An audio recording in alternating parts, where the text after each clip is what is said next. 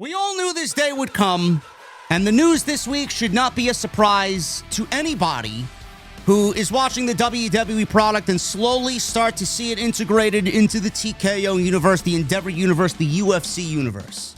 You've already seen some small phases of the rollout and how TKO wants to now present WWE. It was this week on August 6th that WWE announced a new $1.6 billion 5-year partnership with ESPN. Peacock is going to be a thing of the past. After this year, Peacock is done. No WWE PLEs, no WWE product on Peacock outside a SmackDown replay. ESPN is now going to have full access to all the WWE PLEs for the next 5 years, starting with next year's WrestleMania. What does this mean for your wallet? What does this mean for you and how you consume the WWE product? Because a lot of misinformation was spread out there, a lot of misinformation, and rollout was very confusing to a bunch of people, and I am not surprised why.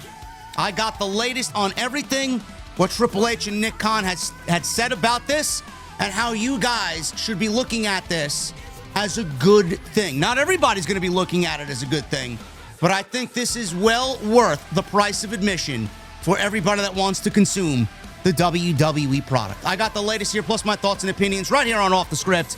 It is your Friday, August 8th, 2025.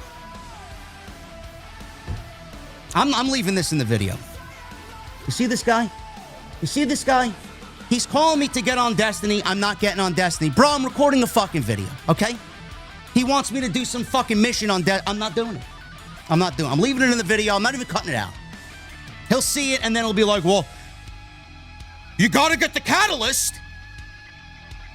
I got money to make, bro. I got content to get out there to my subscribers, man. Let's get into it. How much is it gonna cost you to consume all of WWE's product? Well, if you look at what's going on now, right now, Peacock, you got YouTube and all of social media, Netflix, WWE, with this new deal with ESPN, you may be looking upwards towards $600 per year to consume the WWE product everywhere the WWE product will be showcased. That is a lot of money. That is a lot of money. And we'll go over why it is a lot of money. And some of you actually might be getting away with murder here, because the way that I see it and the way that I sit, I'm just speaking to you guys just firsthand experience.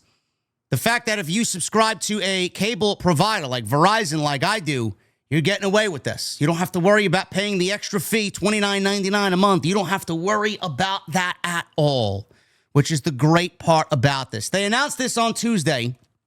WWE is in bed with ESPN, $1.6 billion over 5 years. ESPN, the ESPN DTC service, will stream all WWE PLEs annually in their entirety with select simulcasting on ESPN linear platforms. WrestleMania, SummerSlam, which are two of the shows that are two-night events, Royal Rumble, Survivor Series, Money in the Bank, amongst others, will be on this platform. WWE will continue to produce all PLEs. Jimmy Pitaro, ESPN chairman, said this: WWE has an immense, devoted, and passionate fan base that we're excited to super serve on the new ESPN DTC platform. This agreement, which features the most significant WWE events all year, bolsters our unprecedented content portfolio and helps drive our streaming future. Nick Khan said this: WWE's agreement with ESPN is a pivotal moment for our millions of fans across the United States, the leader in sports entertainment, partnering with the biggest brand in sports media. That was Nick Khan's goal the day he took his first day at work. Let's get the company on ESPN. That was his vision. That was his goal. You might not like Nick Khan for the shrewd businessman that he is, but I don't think anybody can deny that Nick Khan is absolutely Vince McMahon's greatest hire. He has made the company more money and more valuable than any other time in their history. Nick Khan is doing the work and showing why he's a valuable asset to the WWE, man. Unbelievable work there. You might not like him, but you got to give the guy his credit. He says that it's going to be a tremendously exciting time to bring WWE flagship events to ESPN. We know the sky is the limit. Mark Shapiro, we are proud to reinforce the E in ESPN. Obviously, entertainment, and then obviously WWE synonymous with entertainment at such an exciting juncture in its direct-to-consumer journey. He goes on to say that we have experienced firsthand how transformational ESPN is, and we know that it will be an exceptional partnership at a time of great innovation for both companies. There was a lot of confusion when this rolled out on social media. A lot of the press release did not include anything that you really needed to as far as information.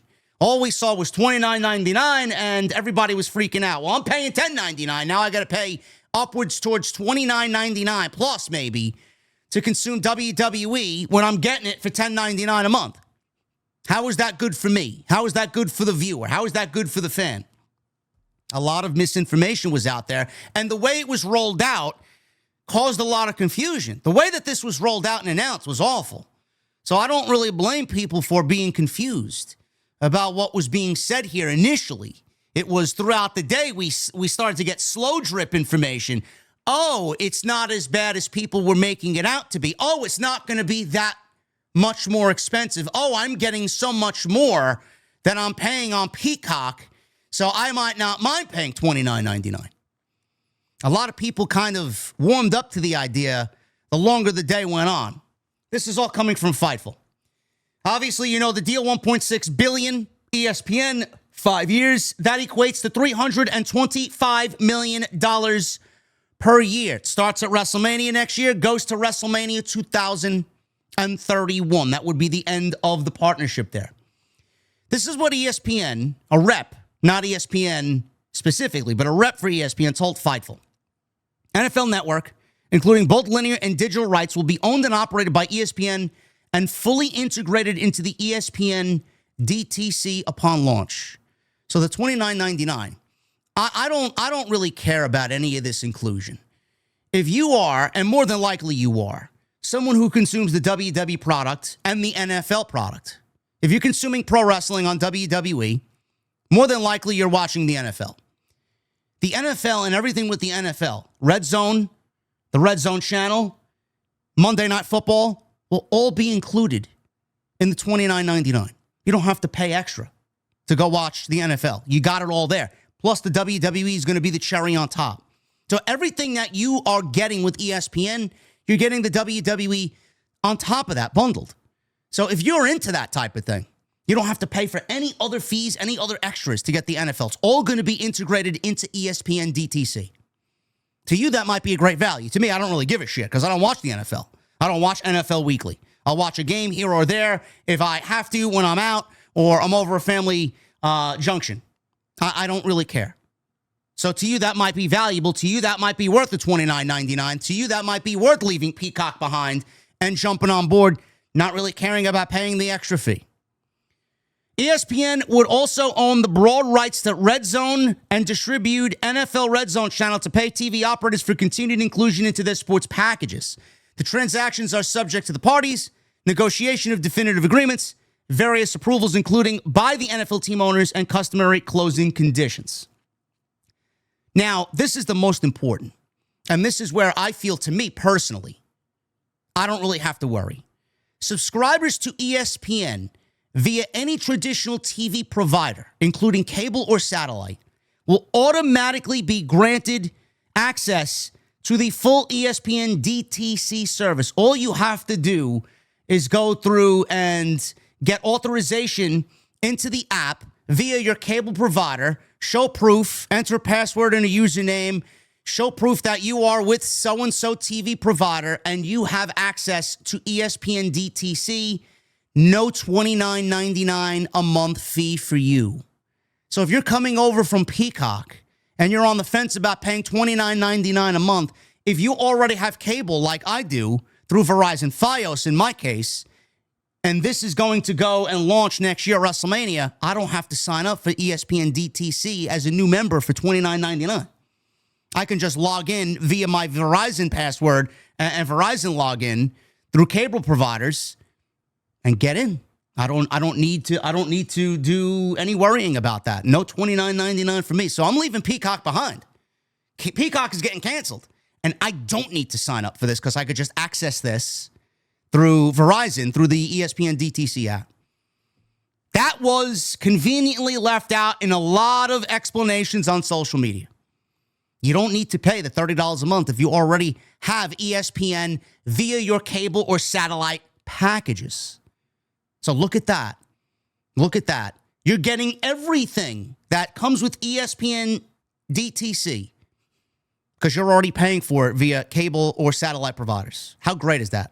So a lot of people were worried, but when that information came out, a lot of people were looking at this completely different. So that is awesome. So for example, if you subscribe to DirecTV, you will just need to sign in via the ESPN app and you will have access to everything that ESPN platforms has to offer, including the PLEs that WWE has all year. Now, when this announcement was made, the stock was down almost 3%.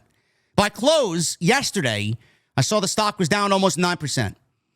Fightful's told that cross-promotional efforts between WWE and ESPN, including ESPN personalities, will be appearing on pre-shows.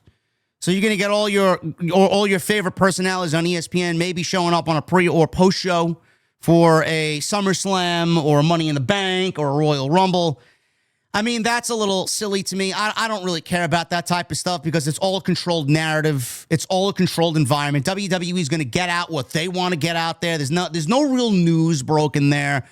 All that is, and this is a Nick Khan vision, all that is WWE, Nick Khan, the brass over at TKO. They want WWE to be included next to the MLB, the NFL, the NHL, NBA. They want it to be one of the major WWE, the major sports brands. They want WWE to be one of the major sports brands alongside them. They want them on SportsCenter. They want it to be reported on SportsCenter.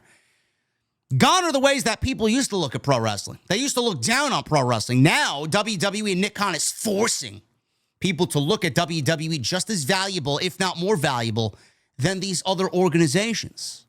So I look at it as if Stephen A. Smith is on there or Chris Berman's on there or Rich Eisen's on there, whoever's on the pre or post shows, are they really going to want to be on there? Ariel Helwani. They may get guys like that who have interviewed WWE talent before. Are you going to get ESPN sports personalities that genuinely want to be there, that genuinely consume the product, that like the product? Or is it going to be one of those situations where they got to be there because it's in their job description and they have to do it because it's their job, not necessarily because they don't, that they like it. They don't want to be there because it's pro wrestling. Are they going to be knowledgeable? Are they going to be funny? Are they going to be upbeat? Are they going to be entertaining? Are they going to be knowledgeable? We don't know. So that's a little gray area. I don't really care about that type of stuff, but WWE is going to feel special when you got ESPN personalities on there talking about WWE and when WWE is being reported upon on ESPN SportsCenter. That's what Nick Khan wanted. For the first time he stepped into WWE and worked day one at Titan Tower. That's what he wanted. So that's what's coming. The archive. Where's the archive going to be? Right now we have access to it on Peacock.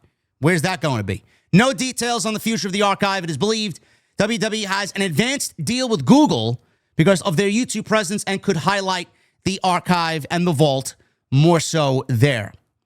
The current DTC service, ESPN Plus, has long been a bundle option with Hulu and Disney Plus. It was also announced that Hulu is fully integrating into Disney Plus, but both will still be able to purchase those to stand alone. Potential bundle announcements should be coming in the next week. If you sign up and you're a new member, this is another thing that was also not really mentioned, but it is definitely a part of the deal. If you are a new member and signing up for ESPN DTC as a new member, $29.99 a month, and for the first 12 months, you're getting Hulu and Disney Plus access along with your sign-up.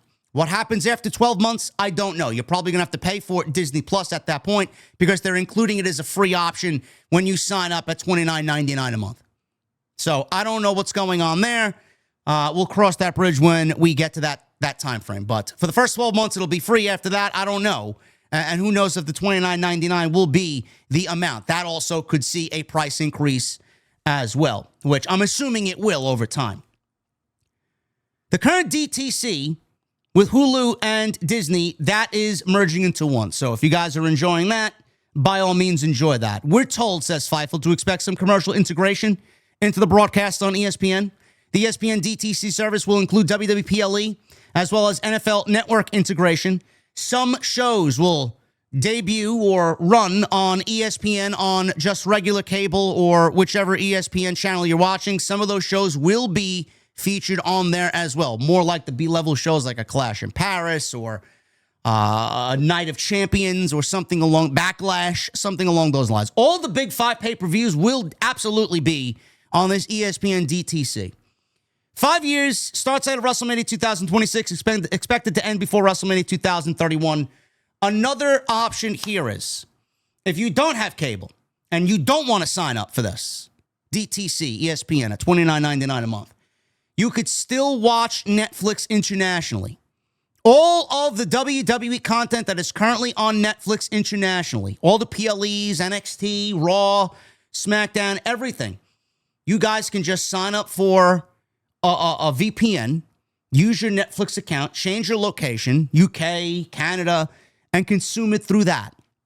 You don't even need to worry about paying the $29.99. If you don't have cable and you don't want to come over from Peacock to sign up for $29.99, if none of this interests you and you're just going to say, you know what, I'm not paying for anything if I got to pay an extra $20 a month here to consume WWPLEs, I don't find that to be a great deal. If you have Netflix, which I'm assuming you do, all you need to do is sign up for a VPN. You can use Solomonster's VPN and just consume the product through that. ExpressVPN/Solomonster, I believe it is. Go give him some kickback. Sign up. I think he's even giving you 4 months on top of what you're signing up for, and just consume it through that. It's a lot cheaper than buying the ESPN DTC package at $29.99. So that's another option for you guys. There are options. There are ways. I know people are going to be like, well, I'm going to pirate these shows. I'm going to go to some illegal streaming service and I'm going to steal the shows because they want to rob us. I'm going to rob them. Don't do that. There are other ways to go about it and do it the right way. Why would you risk a computer virus, a virus on your tablet or phone? Why bother? It's so much more of a hassle to go the cheap, lazy route. Just do a VPN. I think that's maybe the easiest of them all. And if you got TV or cable provider like me, Verizon, you're going to get access to this thing no matter what. So there are ways around it. A lot of people made this out to be a nightmare situation. It really is not that bad of a situation.